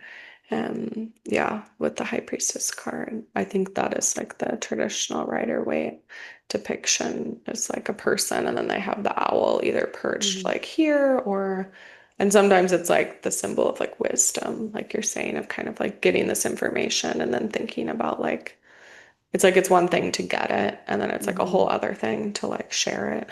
Yeah. Um, because I think too, again, it's like when we read for ourselves, it can feel like, well, I'm ready for that. Right, I asked for Mm. this. I'm ready. Yes. But Yeah. I've definitely pulled cards in the presence of other people. Like I've pulled cards for someone, and there were other people in the room, and I was like, oh, I think some of these cards are for someone else. And it is like a Hmm. challenging moral quandary of like, do I share that with them? Like, do they Mm. want to know? Yeah. Um, Consent of cards. Yeah. Yeah. And again that yeah, like they weren't choosing to be in the reading, but then they were like energetically around. Yeah. Um and yeah, for me it kind of depends on the setting. If I'm like at my tarot event or like things where I'm Hmm. like people are a little more consenting to be in it, then I might tell them like, oh, I think this card's for you. Um, but I think, yeah. I think that's important too, because I feel like with that is like the thing that people find scary about tarot or oracle, is like the future aspect of it, of like, is this going to come true? Like the sort of the pop culture side of it, of like, oh, you pull the death card, now you're gonna die. Like, Mm. where it's I like, don't well, necessarily think it's that cut and dry, but yeah, yeah. yeah. I think it just gets depicted as like, yeah, Yes. it's either like the future and it's like Yeah. set, or it's like kind of like doom and gloom. And yeah, for me, I always think more about like, this is like a potential path. Hmm. And like, you can decide if you want to go down that path or if you want to change it. Yeah. But that's sort of like the avenue it's going down right Hmm. now. Yeah. Okay. See, and I love the future casting. I'm like, please tell me my Yeah. future. Yeah. Yeah, and I think, right, especially if you're used to getting kind of like downloads, it just like feels normal to be like, oh yeah, I Yeah. think that's gonna happen, and like it does. Yeah. Um, but yeah, I have to think sometimes about like context of other people. Or I think about it for my podcast of like, yeah, what have people heard? Like what mythology do people have around tarot? Hmm. Um, Yeah. Okay. I'm gonna look at the next card, which is what are Yeah. you meant to learn from taking on the challenge? Um, And this card visually is very interesting. It just looks tumultuous. It's like a ship on the water, and almost Mm, like a siren or a mermaid or something. mm. Yeah, goddess of the deep sea, casting her net to pull sailors to their doom. Chill. She was the mother of nine daughters who personify the ocean waves, the goddess of stormy, savage seas who takes drowned men to her hall. So yeah, what are you meant to learn? So the words are overwhelm, loss of control, and confusion.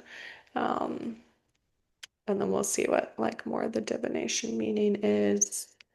It says she was the goddess that was the most feared in Scandinavia during the Viking Age because people had to go oversea basically to get anywhere Hmm. with all the fjords and things. And the offerings were made to her, so she would provide a calm sea and safe passage over the rolling waves. Um, yeah, and all of her daughters. Okay, so with the divination meaning, so the rune is Lagus Merkstoff. I'm gonna have to work on my Norwegian. It's at the top there. So yeah, it kind of Okay. looks like a check mark, I would say, like Hmm. the rune. Hmm. It's the rune of overwhelm, being drowned by forces that often reside within, particularly overwhelming, strong emotions. It's intimidating, inspiring fear, anxiety, and loss of control. It says if the rune is reversed, it calls your attention to your emotional well-being. Are you drowning in overwhelming emotions? Are you ignoring them and swimming against the tide? Are you carried away emotionally, soon to plummet over the raging waterfall? And then it talks about emotions are our body's way of making sense of the world and serve a very important purpose. Reflect upon your emotional state, allowing yourself to feel deeply and without judgment. Yeah. What do you think of this? I mean, it's kind of dope to be a, a Like goddess that goddess of like the sea. Yeah. yeah. I know she looks pretty cool. Yeah. I mean anything with water always resonates because I am a Cancer Yeah. sun. And the emotional state too. I think I've been learning because I feel like as a therapist and because I'm a Cancer, like I've always felt very deeply. I've never been somebody that ran away from emotions. And so I've had a hard time trying to understand like how can I have like repressed emotions or emotions Mm. that I'm not fully feeling because I feel like I am really in tune with emotions. Um, Lately, I've been thinking, like, because I am such a space holder for other people, that sometimes I do like push my own Mm. emotions down because it's obviously not helpful to be in my emotions when I'm holding space for other people's emotions. And so I wondered if there was something to that of like me not fully expressing my emotions because I don't always give myself room and space to do that. And then, layer motherhood on top of that, where I'm constantly having to like regulate my emotions for my 3-year-old toddler. Um, so I'm wondering if there's some stuff there. And then again, like the whole like ancestral trauma stuff of just stuff that I don't even know about that is Yeah. there that I need to fully like express and process through that is not necessarily even mine. Um, I think is there. So uh, in my healing journey around my autoimmune stuff and my body, that's what I am turning towards right now is like I've done so much bio stuff with a naturopath and with a functional medicine doctor that now I'm turning towards more emotional Yeah. stuff to see if that's where I really need the healing. And I'm feeling like that's probably where it is. And so Yeah. um, I do think that there is a barrier here around not having emotions that haven't been fully expressed and felt yet. And thankfully, again, like I'm not afraid to feel them, but I'm like, I You're guess like, I where need some are they? help. Yeah. I need some help to get them to the surface. Yeah. Yeah, yeah, it says in here if the tumultuous waves are caused by others that you feel constantly need your rescue, it's time to give yourself stability. Rather than diving in to save those who are drowning, become the lighthouse, firmly planted on solid ground. You can light the way for others without risking your own well-being. Just made me think of that too, about like, right, doing therapy or coaching where with other people's emotions sometimes can like overtake, right? Like your Hmm. own Hmm. stuff, whereas you're meant to be, right? Sort of the solidity that can like hold them in that place. Hmm. Yeah. It says stay strong, for soon it will calm. So but yeah, Yeah. I mean, right, thinking about the sea, I'm like, yeah, you like get to be tumultuous. Like Hmm. like the sea goes through so many different states and is so affected by the weather or right, like Hmm. other boats or different things that Hmm. um that yeah, it's kind of like it can hold all of the different emotions. Like you Yeah. said, like, okay, I'm ready, right? Like Yeah. I can handle it. Like now, how do I actually kind of like excavate it or like get Yeah. out the this maybe like trauma that other people have experienced? Hmm. Okay, so we'll go into the last one, which is what will be key in helping you to overcome the challenge. And this one, oh, it's very cool looking. It's like going into a magical tree.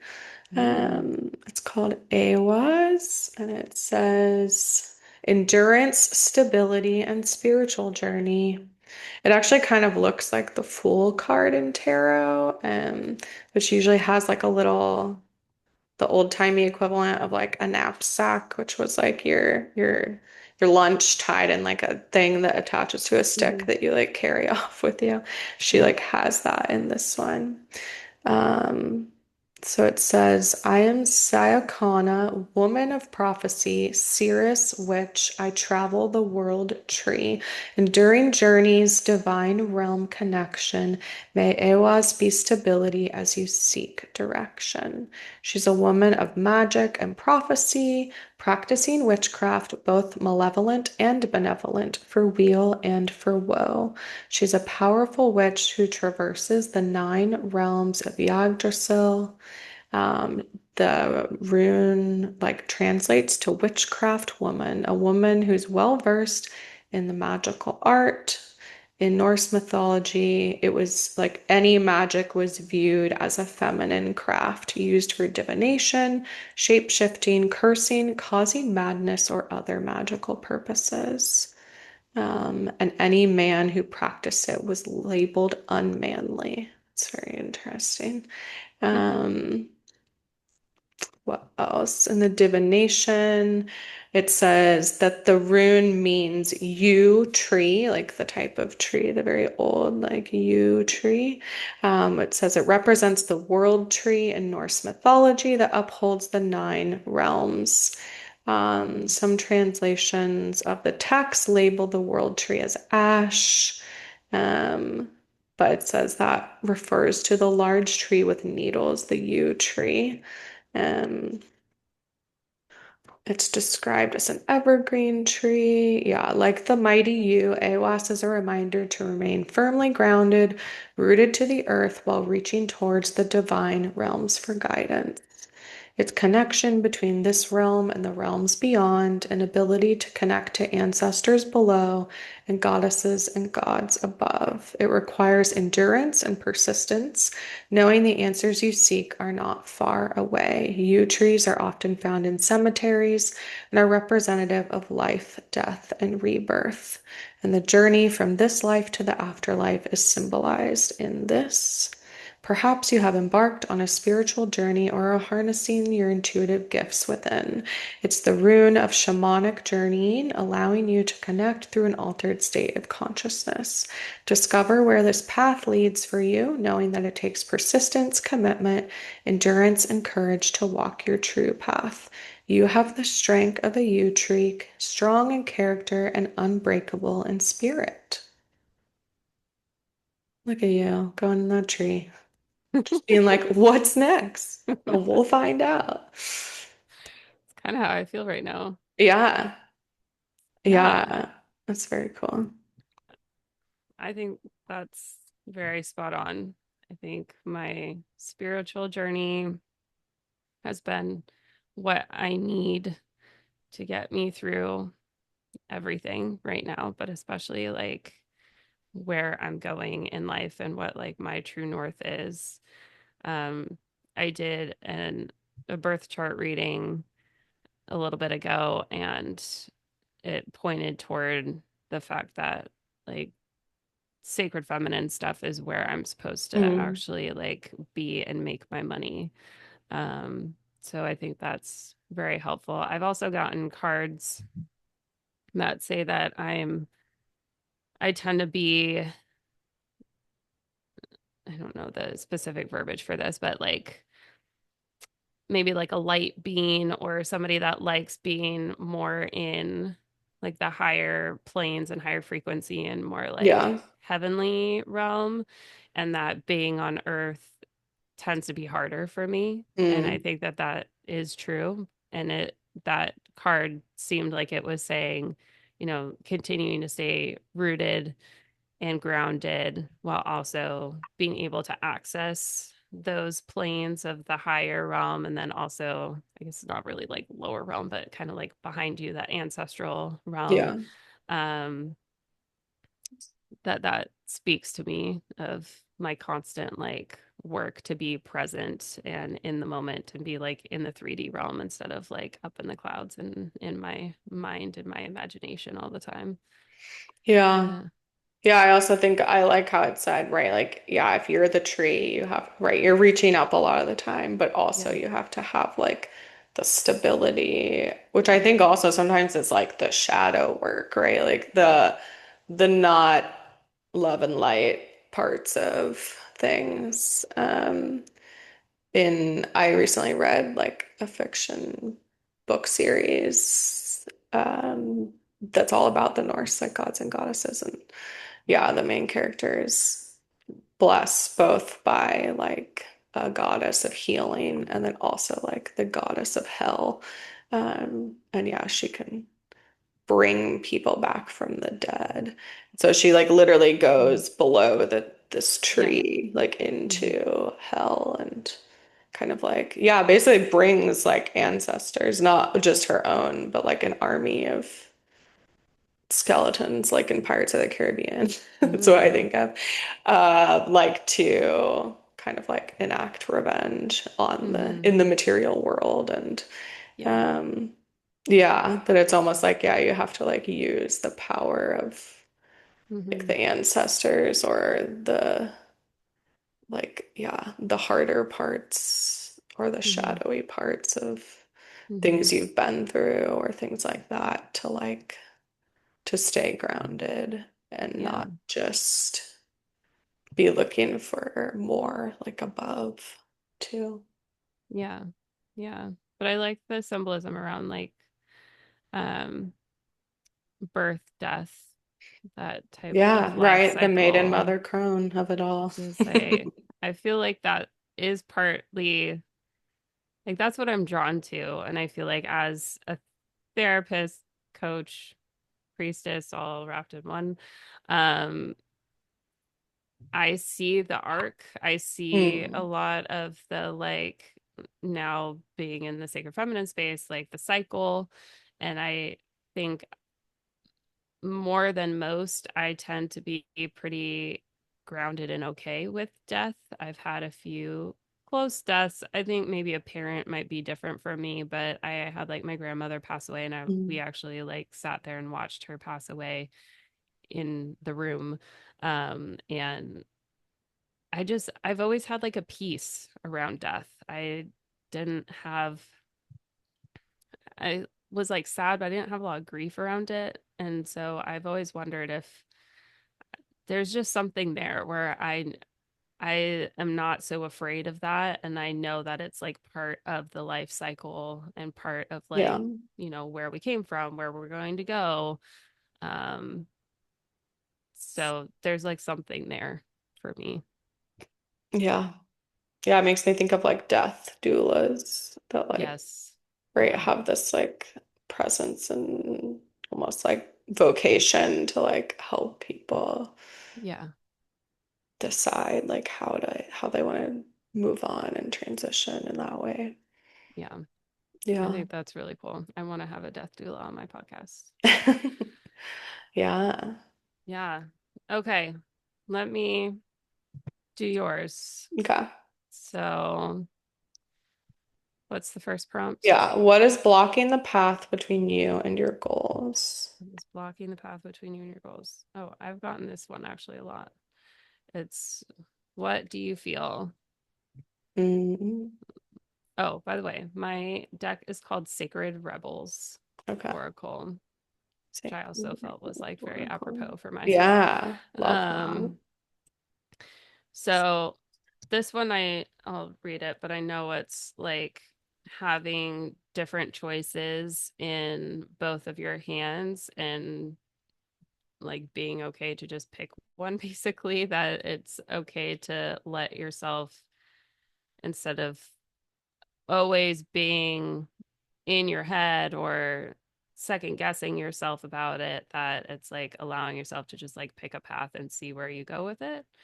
um this book unfortunately is like very long, and I'm also not great of like picking out That's things. okay. Can So you show me the image again? I want to see it yeah, on here. Oh yeah. So yeah, yeah, it's like a so balancing, but yeah, also like a yeah, I can read like the first paragraph. It says there are many opinions around you. Some are helpful, but others are distracting you from your truth. Although it can be helpful to hear the thoughts of others, when it all comes down to it, you will have to come to your own decision. Do you know how unique you are? How your path is your path to be chosen, lived, and created only by you? Someone else cannot become the source of your decision making power without negative repercussions for both of you in the long run. Um, This oracle comes to you because you have become swept up in thinking things through. So, yeah, it's very much like getting out of your head and back into your body. Um, you've been thinking about which way to go with a matter of importance, and you have got a bit stuck in the logic of just the decision making process. Sometimes we have to accept that any path is a path forward, and if it is not the best path, we can change our approach later on if needed. mm-mm. If we are slightly off base with a decision, life will often shift and move to guide us back on track. We don't have to be perfect. In fact, there is rarely ever a perfect choice to be made, just some choices that feel more heart honoring than others. Sometimes we can only really know in hindsight if we made the best choice possible in that moment. At the time of decision making, we only really have our internal wisdom to rely upon, and that is all that we need. Um, so, yeah, essentially, one, allowing yourself to make the decision, not sourcing from outside sources so much that you, I love always the like reminder that we have everything inside of us that we need to make our decisions, to like create what we want. Um, and I think this is helpful for me to know that, like, yeah, if you choose one path and then decide against it later, that's totally fine. And that Yeah. sometimes just being in that like analysis paralysis is more harmful than just like choosing a path and letting yourself figure it out as you go. Yeah. Yeah. And I definitely like have been feeling that about this land where I kind of told you that like everyone's like, what are you gonna do? What are you gonna do? And I'm like, I don't know yet. I've been here like 1 week. Uh, but I think there are some things that I know. Like I'm like, yeah, I do want goats. Like even if they're a little, they like to get out of their enclosure, or like even if they're a little bit harder to Mhm. contain versus sheep, like it excites me. And so that's like a good sign that it's a thing that I want to do, even if like we're saying, even if the external forces are like, are you sure? Um, that like that. And yeah, growing up, I always hated making choices. I felt very rushed into it of like I Mhm. needed to know. Like Yeah, right, like pick the right thing, very. right. So I used to just be like, I don't know. Like it would just be like, no, I'm not going to participate in Mhm. choosing. That was my coping mechanism. So now I generally know like I can take some time. Like usually there's not actually a rush. Mhm. And that helps me, yeah, get more into like how do I actually feel? Mhm. Don't talk to other people. Just like how do I, what feels right? And almost like trying it on of like, Mhm. okay, like, yeah, I'm gonna go down this path and like see how it feels. Mhm. And then I can change my mind, which I always forget that's an option. Yeah. I do like this book because it has like the full description and then it has like a healing process. So it gives you Mm, like a little bit of homework. I mean, yeah. usually it's just like in the moment something to do, but um, I can send you these since we're Yeah, that would be fun. time wise, it would be Yeah. a lot to have you do all of these, but if you Yeah. wanted to do them, We'll we enter our can. third hour of podcasting. Yeah. Yeah. Yes. Yeah. Okay. So, second card. Yeah. What are What you meant to learn from taking on this challenge? you got Beyond the Mind, the Heart Beats. This is a Oh, pretty card. ooh, it Um, is. Very like in the cosmos yeah, and like DNA. I see the like yeah, DNA strand. yeah. There's like a bird's nest on top of her head. She's like kind of floating in the cosmos. Oh, she has like a DNA strand going around her. There's like fall leaves. There's also Mhm. a lot of different things happening. There's like a necklace that is breaking. Um, there's a hermit crab that's like next to her face. Hmm. Some feathers that are like in her hair and like flying up. And her face is like half half face and then one side is like translucent and showing her skeletal, like her bones. Um, so that's interesting. So I'm interested to see what it says. 21. Beyond the mind, the heart beats. In the chaos of modern life and the constant fluctuations of our minds, it can be difficult to remember that a sublime sanctuary lies within. Yet it is always there. Beneath the ceaseless activity, there is an endless, vast spaciousness that restores and connects us to something greater, something that exists outside of time. Some might call it eternity. Within that eternity, sacred sound is felt rather than heard. That sacred sound is actually the reverberating heartbeat of the entire universe. Your own heart's rhythm sounds within the greater universal heartbeat.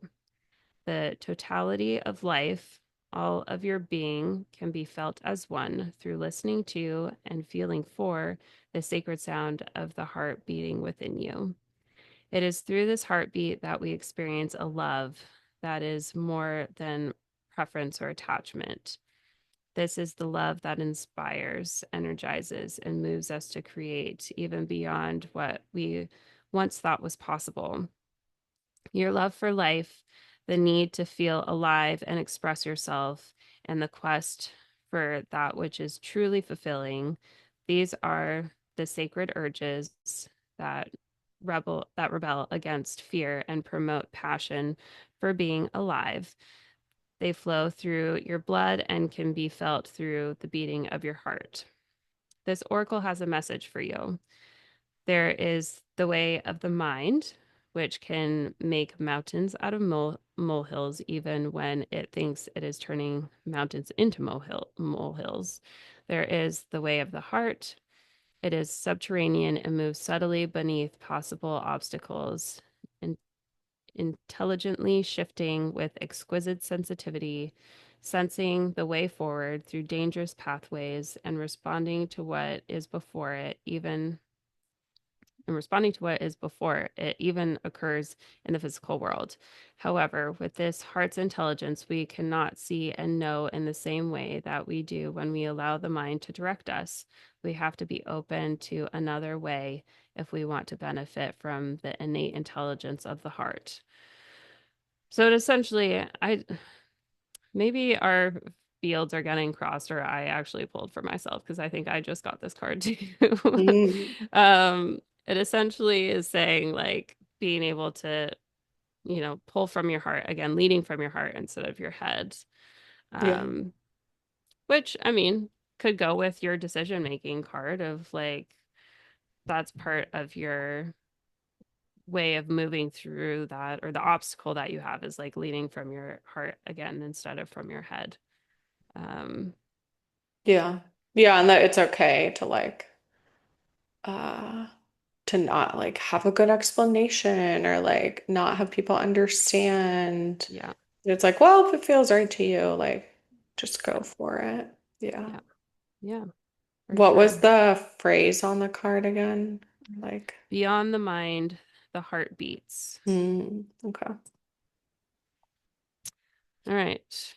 And the last one, What will be key in helping you to overcome this challenge?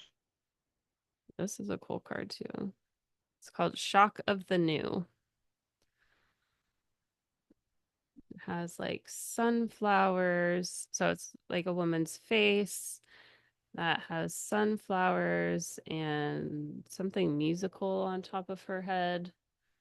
It's like a piano and speakers. And then she has like a mandala that is Oh yeah, at like on her her like throat. chest, and then uh something like a star type like pendant thing coming out of the mandala up her throat. I'm sure that's probably like a throat chakra thing. Um yeah, it's I like it. Um no, this is it's a little bit shorter. That's nice. Shock of the new. What wild, unconventional voice is calling to you? Can you hear it? It is so different and so unusual, it might be heard, or it might be hard to decipher, like hearing an unfamiliar language for the first time. It might be hard to discern what great clarity now with I have a hard time reading. It might be hard to discern with great clarity now, but there is an affinity between you and this strangely beautiful newness seeking to manifest. This oracle says there is a stirring at the deepest level within you. Something new will break through, and the process of this birth may be a shock to you. The shock will transform into great joy and a sense of tremendous liberation, but you must bear the strangeness first. That strangeness might be something that rattles your beliefs about yourself and your world, daring you to become more of yourself, more open to where life is leading you, and more willing to be the unique sacred art being the unique sacred art being crafted by the hand of the universal creator. Nature never shies away from strange beauty. She allows for endless diversity, and her sacred works are often peculiar and stunning. You live within her field of creative grace as a specific as a specifically created work that also creates. You are being asked to surrender any fear you may have of being seen as exotic, unusual, eccentric, or bizarre. You're being asked to make peace with strange beauty and to let it happen through you in creative flow. Perhaps you need to allow your conventional ideas of beauty to become even more inspired and open. Perhaps you can allow your need for the world to behave according to your fixed ideas to fall away. You will receive so much more in its place. This oracle comes with a special message for you. There are rumblings and stirrings of the creative life force happening now, deep in the undercurrents of your being. If you are very attuned or sensitive, you may have consciously felt this already with excitement, discomfort, or both. If you have not yet sensed these inner stirrings, they are happening all the same. So be on the lookout for the shift of new birth, the shock of the new, the unconventional, the strangely beautiful, and the disturbing liberation of that which is foreign stepping into your life. This is life creating the stage upon which you will experience greater fulfillment. Don't be nervous if the rumble of change turns into a mighty roar that rocks boats, bursts forth as novel ideas and changes things in a way that is out of your control. This is life happening. Free fall into it. The oracle of the shock of the new comes to you saying, the old way is out, or the old way is on its way out. You are being invited, dragged, nurtured, and coerced into the new. That sounds fun. You can handle it. This oracle brings you guidance.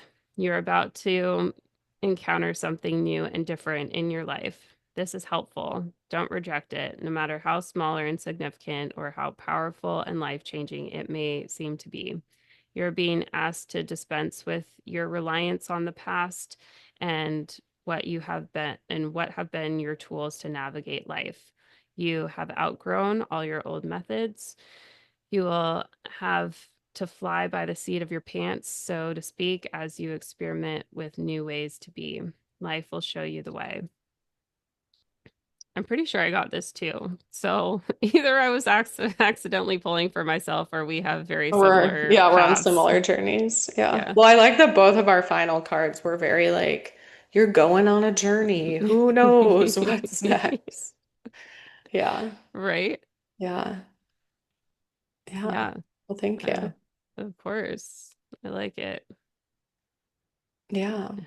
Okay. Well, I'm gonna go ahead and wrap up since we're Yes. blocking high times here.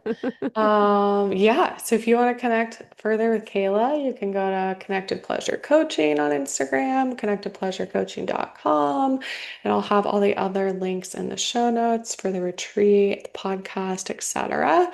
If you'd like to be a guest on the show, I'll have the guest inquiry linked as well, and links for the tarot decks we talked about will always be in the show notes and on my website. And the one Kayla was pulling from, I'll grab as well, the Sacred Rebels Oracle. And thanks for joining me today on Everyday Tarot. Just as a reminder, the podcast comes out daily, Monday through Friday for all of 2025. You can email me, me@CamilleASaunders.com, with your thoughts, questions, and more. All right, see you soon. Bye bye.